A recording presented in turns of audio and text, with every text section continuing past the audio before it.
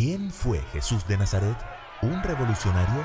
¿Un maestro? ¿Un profeta? ¿Es realmente Jesús el primogénito de toda la creación? Abramos la Biblia y sigamos juntos las huellas de la verdad, hasta que podamos decir, ¡Eureka! ¡Lo he descubierto! Y conoceréis la verdad, y la verdad os hará libres. ¡Eureka! Lo he descubierto, la serie que te hará verdaderamente libre.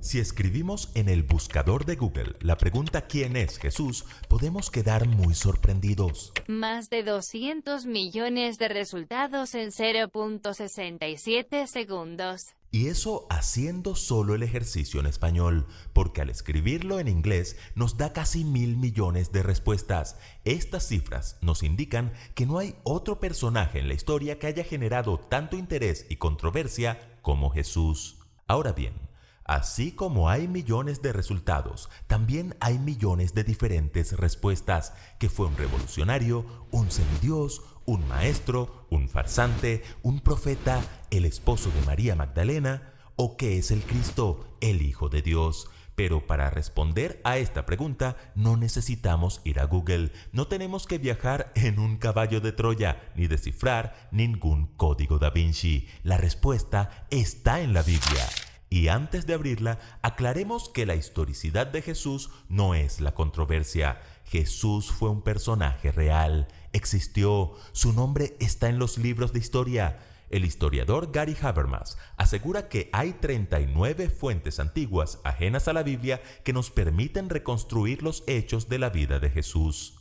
El famoso erudito Gerd Ludemann, quien por cierto es ateo, es categórico al afirmar que la muerte de Jesús en la cruz es indiscutible. Y ante la irrefutable evidencia, el escritor agnóstico Bart Ehrman no duda en afirmar que Jesús verdaderamente existió, nos guste o no. ¡Sorprendente! Pero, ¿fue solo un hombre o es realmente el Hijo de Dios? Hola Jairo. Esa es la verdadera controversia, que por cierto no es nada nueva. A los mismos discípulos les costó comprender la divinidad de Jesús. Ellos veían un hombre de carne y hueso. Dormía, despertaba, sentía hambre, comía, reía, lloraba, caminaba, se cansaba. De hecho, en cierta ocasión, un cansado Jesús dormía en la barca donde viajaba con sus discípulos y se levantó en el mar una tempestad tan grande que las olas cubrían la barca y llenos de miedo le despertaron. ¡Señor! ¡Señor, sálvanos, que perecemos! Dice la Biblia que Jesús reprendió a los vientos y al mar y se hizo grande bonanza. Entonces, maravillados, hicieron la famosa pregunta: ¿qué hombre es este que aún el viento y el mar le obedecen? ¿Lo notan? Si la naturaleza le obedecía, era 100% Dios, pero la tormenta lo encontró durmiendo, así que también era 100% hombre. Los discípulos lo entendieron y nosotros también debemos entenderlo.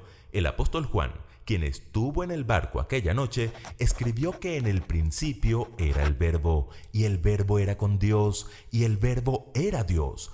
Todas las cosas por Él fueron hechas, y sin Él nada de lo que es hecho fue hecho. Y luego afirma que aquel Verbo fue hecho carne y habitó entre nosotros. Como notarán, no había la menor duda en la mente del discípulo amado de que Jesús era Dios eterno en carne humana.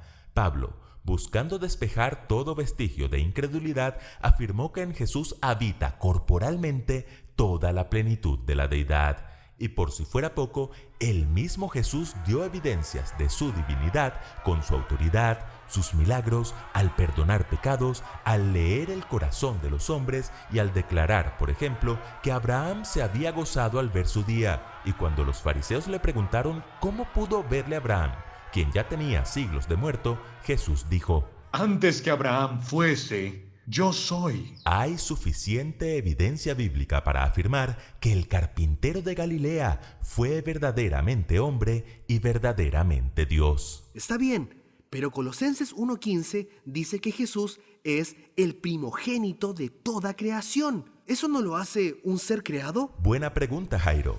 La palabra traducida como primogénito en este pasaje corresponde a la palabra griega prototokos, que no siempre significa primero, sino que también tiene una connotación de importancia, de preeminencia. En el versículo 18, por ejemplo, también se afirma que Jesús es el primogénito de entre los muertos.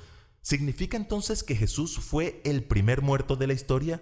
Por supuesto que no. Cuando la Biblia dice que Jesús es el primogénito de toda la creación, lo que indica es que Cristo es el protagonista, el elemento principal. ¿Por qué? Allí mismo, en los versículos 16 y 17 está la respuesta. Porque en Él fueron creadas todas las cosas, las que hay en los cielos y las que hay en la tierra, visibles e invisibles. Todo fue creado por medio de Él y para Él, y Él es antes de todas las cosas, y todas las cosas en Él subsisten. ¡Wow! Entonces Jesús es el creador. ¿Y para qué vino a este mundo? Para resolver el mayor problema de la humanidad. El pecado trajo una sentencia de muerte sobre el hombre. Jesús fue enviado por el Padre y ungido del Espíritu Santo con el propósito de buscar y salvar lo que se había perdido. Porque de tal manera amó Dios al mundo, que ha dado a su Hijo unigénito, para que todo aquel que en Él crea no se pierda más, tenga vida eterna. ¡Eureka! ¡Lo he descubierto! Querido amigo, un día Jesús les preguntó a sus discípulos, ¿qué dice la gente acerca de mí? Y ellos le contestaron lo que la gente decía, pero luego les preguntó, ¿y ustedes quién dicen que soy yo? Y esa es la pregunta que importa. Para responderla no basta con conocer acerca de Jesús, es necesario conocer a Jesús. Y cuando le conozcas y creas en su palabra, podrás decir como Pedro, tú eres el Cristo, el Hijo del Dios viviente. ¿Quieres reconocer a Jesús como tu Salvador? Cierra tus ojos y oremos juntos.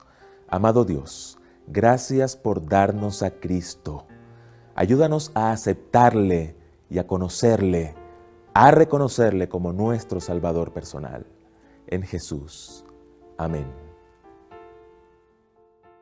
Si como yo quieres aprender más acerca de Jesús o quieres que oremos por ti, puedes escribir al WhatsApp +57 311 739 5032 o visitar la página eureka.iasd.org.co. Nos vemos en el próximo capítulo de Eureka, lo he descubierto.